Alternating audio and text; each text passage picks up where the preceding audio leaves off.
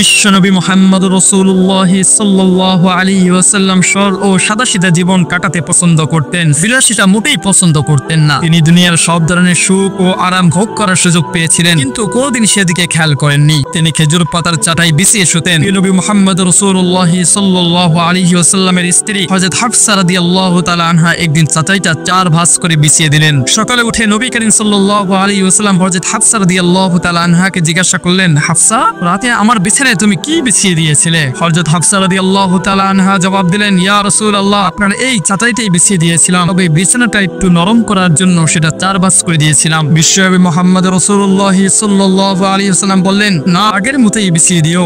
রাতে নরম বিছানার কারণে আমি তাহাজ্জুদের নামাজের জন্য উঠতে পারিনি। আমি দেখতে পাচ্ছি হযরত ইসরাফিল আলাইহিস সালাতু ওয়াস সালাম সিংহায় মুখ দিয়ে মাথা নিচু করে দাঁড়িয়ে আছে। সে কান পেতে আল্লাহর হুকুমের অপেক্ষা করছে। সিংহায় ফুঁক দিলেই পুরো বিশ্ব ধ্বংস হয়ে যাবে। এই অবস্থায় আমি কেমন করে বিলাসী জীবন কাটাতে পারি?